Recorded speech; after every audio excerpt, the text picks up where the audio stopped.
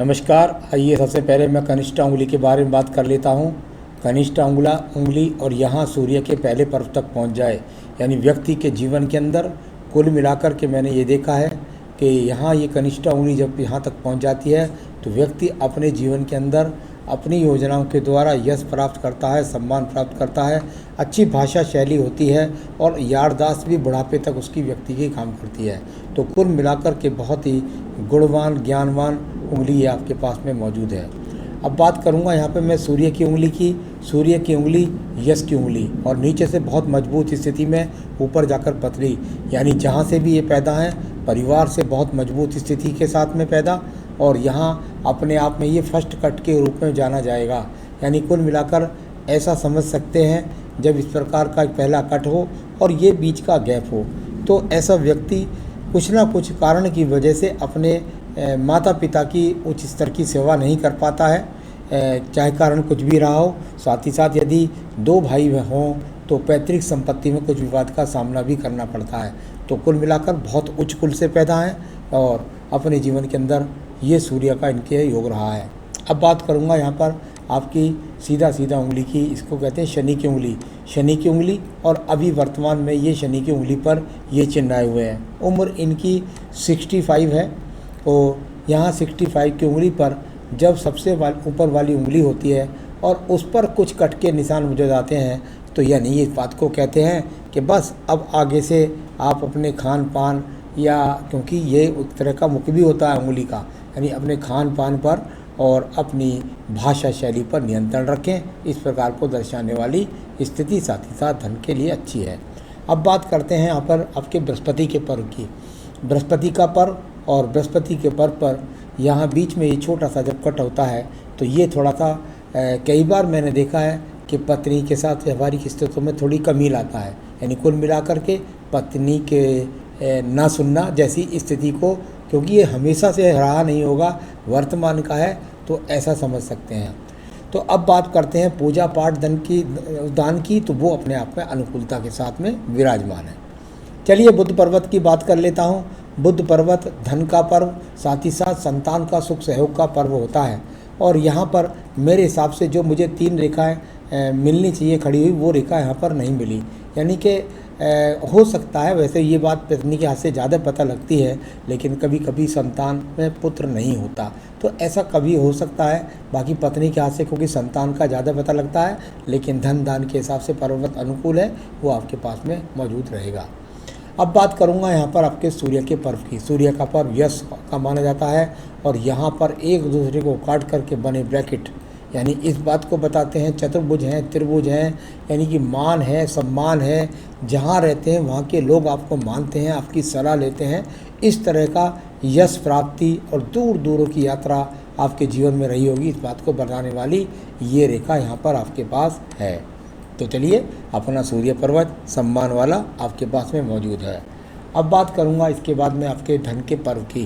धन का पर्व और इतनी अनुकूल 2 रेखाएं, ये 2 रेखाएं, ये तो है वो रेखा जो यानी कि दूर दूर के बड़े बड़े अधिकारियों से जानने वाली रेखा, लेकिन ये जो 2 रेखा खड़ी हैं ये हर व्यक्ति के हाथ में नहीं होती।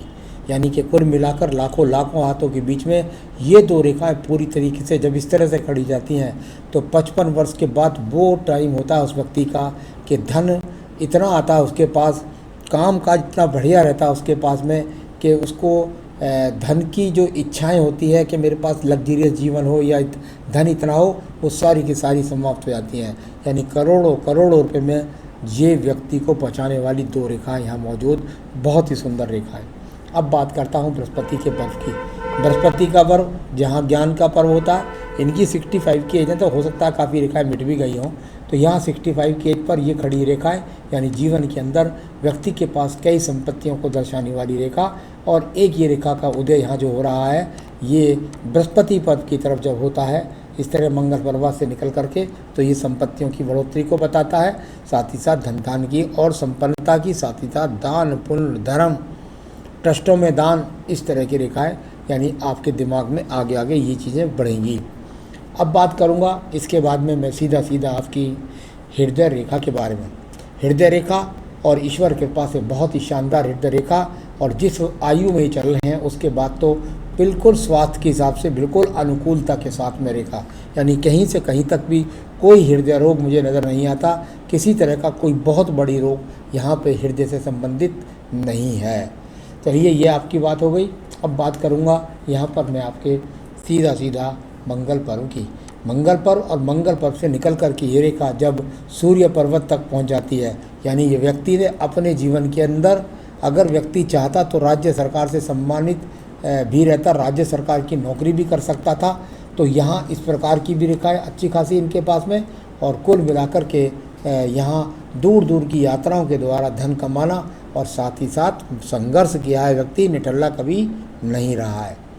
अब बात करेंगे हम आपके यहाँ पर मंगल पर्व की।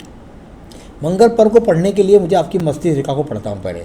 देखिए, आप जब इनकी बुद्धि रेखा को देखेंगे तो बुद्धि रेखा इनकी दुनिया की नीचे को चलती है, इनकी कुछ ऊपर को उठती हुई इस प्रकार से चलती है और जाकर मंगल पर्व में भी पहुँच जाती है।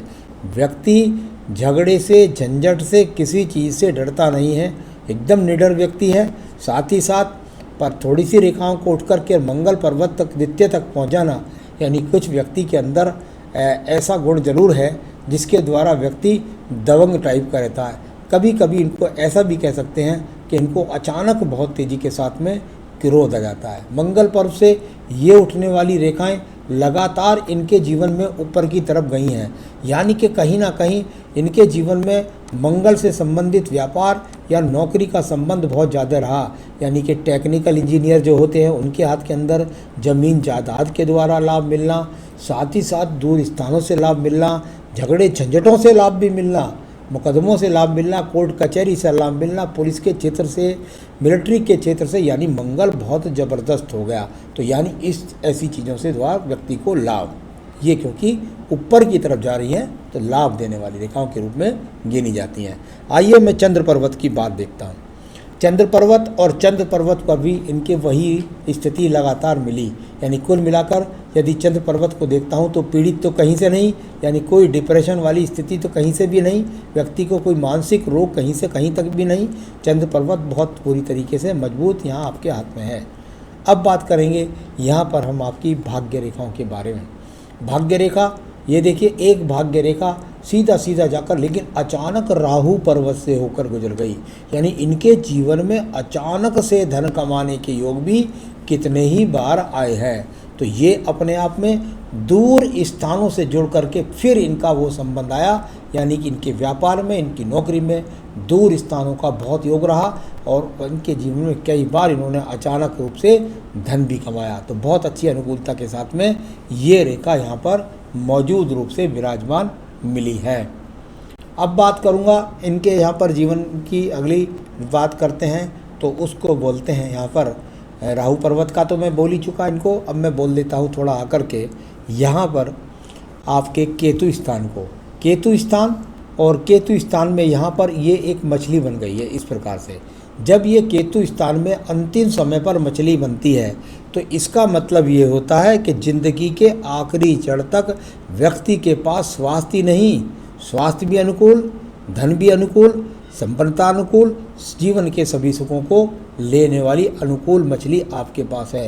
यानी जीवन में भरपूर ऊर्जा इसने आपको भरी और जीवन संघर्ष को लड़ाएगी और आगे भी लड़ाती रहेगी। चलिए मैं इसके लिए पहले मंगल रेखा को बोलूँगा, फिर आयु रेखा को।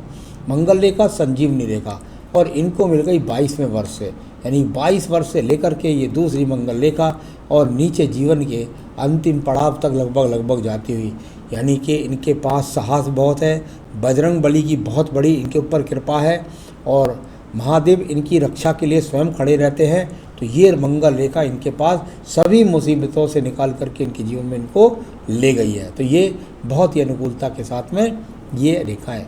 आइए बात करता हूँ आयु रेखा की। आयु रेखा, और आयु रेखा को यदि मैं देखूँ तो इनकी आयु रेखा अभी वर्तमान में ऐसा कह सकते हैं निश्चित रूप से 78 से 80 वर्ष की है। तो कुल मिलाकर ये भी अच्छी अनुकूलता के साथ में है। शुक्र पर्व की बात कर लेता हूँ। शुक्र पर्व यहाँ पर अनुकूलता के साथ में है। घर में संसाधन, सुख संसाधन, गाड़ी, मकान सब इनके पास में शुक्र पर्व इनका दर्शाता हुआ, यानी ये भी पक्की रूप से मौजूद है। तो बहुत अच्छा हाथ मैंने ये शुरू से आखिर तक इनका सभी रेखाओं के बारे में पढ़ा।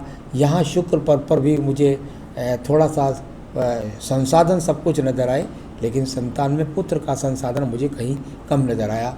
तो हो सकता है वो पत्नी के हाथ से ज़्यादा पता लगता है। तो यहाँ कुल मिलाकर एक दीप सा लगा मुझे देखने में वो, तो जो संतान रेखा है वो दीप के रूप में ज़्यादा लगी। तो ऐसी स्थिति में मैं देखा है कि संतान में लड़की ही रह जाती है या कुछ। तो यहाँ तो जो है वो संतान कह सकते हैं कि भाई संतान का विशेष सुख पुत्र वाला कभी कभी नहीं मिलता। तो चलिए यहाँ पर बात हो गई सब खत्म। अब बात कर लिया मैंने आपके सारी रेखाओं के बारे में। आप अपने जीवन में क्या जोड़े रखें जो आप पर ईश्वर की कृपा बनी रहे। आपका काम काज बढ़िया है, इस समय भी आगे ही बढ़िया रहेगा, स्वास्थ्य भी बढ़िया है आपका। तो बस आपका बढ़िया बना रहे, इसके लिए आप क्या करें ये मैं आपको बताने वाला हूँ। इसके लिए आपको कुछ नहीं करना है, एक बेहतरीन सा यदि आपसे हो सके तो यहाँ पर मूंगा पहन लीजिए इस उंगली के अंदर, त्रिकोण वाला मूंगा यदि आपको मिल जाए तो ठीक है, नहीं तो आप हमसे भी मंगा सकते हैं, हम आपके स्थान तक पहुंचा सकते हैं। एक तो बेहतरीन मूंगा इनके स्वास्थ्य के लिए बहुत बढ़िया रहे और ज़्यादा स्वास्थ्य इनका, और भगवान बजरंग बली की इन पर कृपा बनी रहे। और इसी के साथ साथ इनकी यदि पूजा में ये करना चाहते हैं तो बस साधारण सी पूजा, हनुमान अष्टक और रुद्राष्टकम या जो रोज़ पूजा कर रहे हैं वो पूजा इनको फलित रही है, तभी ईश्वर ने इनके हाथ में ये कृपा रखी है। तो सभी प्रकार से सारी रेखाओं को पढ़ करके मैंने फल बता दिया है। अब आप अपने जीवन का सुख भोगें, यही मेरी शुभकामनाएं हैं। नमस्कार।